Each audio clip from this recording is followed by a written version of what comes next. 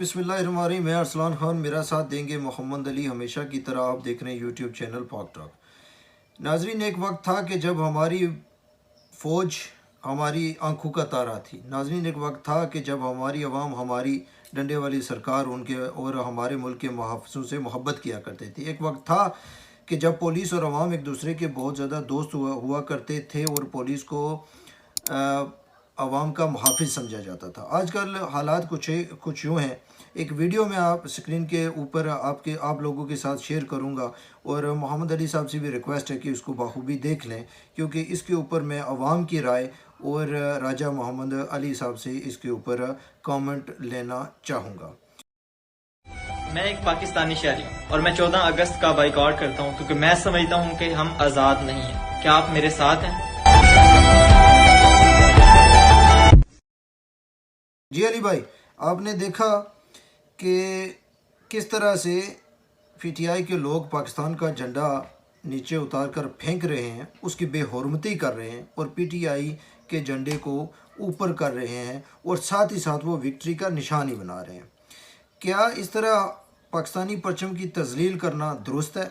और क्या पीटीआई का ये जो लोग हैं, ये जो कदम उठा रहे हैं या जो इक़दामात उठा रहे हैं पीटीआई की सपोर्ट करने का, क्या उनका ये तरीक़ाकार ठीक है? क्या समझते हैं इसके ऊपर, आप क्या कहना चाहेंगे? जी सर, सबसे पहले तो मैं मुबारकबाद पेश करना चाहूँगा अपनी इस्टेब्लिशमेंट को, ख़ास करके जनाब जनरल बाजवा साहब को और फैज़ हमीद साहब को। उनकी तैयार की हुई ब्रिगेड है ये जो टिक टॉक टाइगर्स हैं इमरान खान साहब के, जो आज आप देख रहे हैं कि 14 अगस्त का बाइकआउट रिकॉर्ड करवा रहे हैं। तो सबसे पहले तो उनको मेरी तरफ से बहुत बहुत मुबारकबाद है सर। उसके बाद मामला कुछ इस तरह से है कि अगर आप देखें तो पाकिस्तान में जो हकीकी ज़्यादतियाँ अगर हुई हैं हुक्मरानों के साथ, तो उनमें सबसे पहले तो आते हैं जनाब जुल्फ़िकार अली भुट्टो साहब, उनको फांसी चढ़ा दिया गया था। फिर आप नवाज शरीफ साहब का वक्त भी देखें तो 99 में कू हो गया था।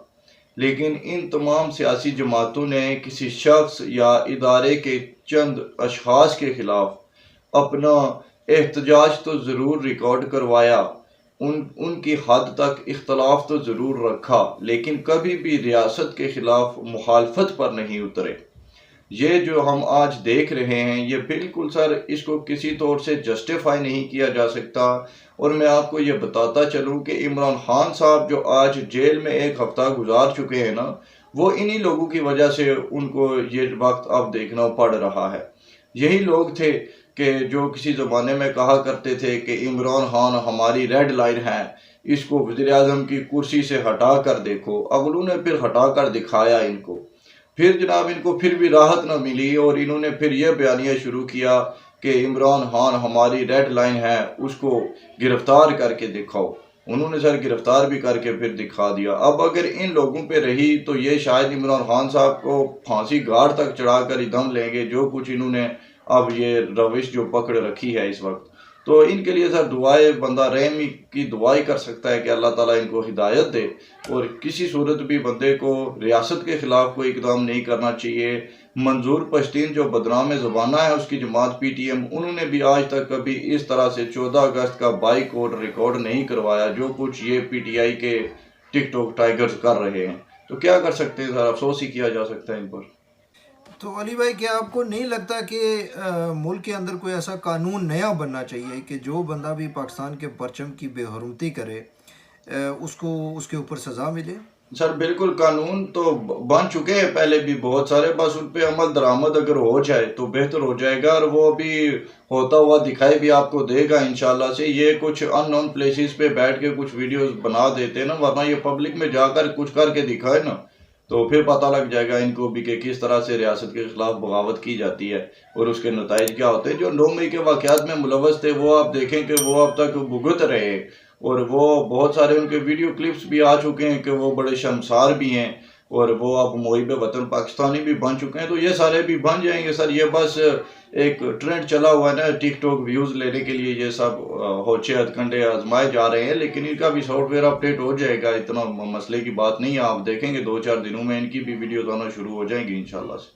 اچھا تو علی بھائی آپ نے کہا جی کہ اپنے کامنٹ کے سٹارٹ میں کہ جنرل باجوہ اور فیض حمید صاحب اس سب کے کہیں نہ کہیں ذمہ دار ہیں جنہوں نے پی ٹی آئی کو پروان چڑھایا، تو آپ کہیں نہ کہیں ان کے اوپر بھی انگلی اٹھا رہے ہیں میرے خیال سے۔ تو ہمارے جو ایکس چیف تھے آرمی کے، انہوں نے کہا تھا جی، جاتے جاتے ان کا ایک بیان تھا، وہ آپ کو شاید یاد ہوگا، وہ انہوں نے کہا تھا جی کہ آج کے بعد ہماری فوج جو ہے وہ سیاست کے اندر مداخلت بند کر دے گی، اور اس طرح کے اقدامات، شاید انہیں اپنی غلطی کا احساس تھا۔ تو انہوں نے جو کہا تھا جی کہ فوج آج کے بعد پارلیمنٹ کے اندر نہیں گھسے گی، ڈنڈے والی سرکار سیاست کے اندر نہیں جائے گی، تو آپ کو کیا لگتا ہے کہ ان کی وہ جو بات تھی اس کے اندر کسی قسم کا کوئی وزن نہیں تھا، یا ان کی بات کی کوئی اہمیت نہیں تھی؟ اور آج جو کچھ ہو رہا ہے آپ کیا سمجھتے ہیں کہ اس کے اندر فوج کا کوئی عمل درآمد نہیں ہے؟ جی سر، دیکھیں اب بات اس طرح سے ہے کہ فوج اگر اس دلدل سے نکلنا چاہے بھی تو اس کو ایک طویل وقت درکار ہے۔ جو کچھ انہوں نے پہلے کاؤنٹ کر دیے نا، اب اپنے آپ نے اگر کوئی گند ڈالا ہو کہیں پہ، اس کو صاف کرنے کے لیے بھی پھر آپ کو وقت تو درکار ہوتا ہے۔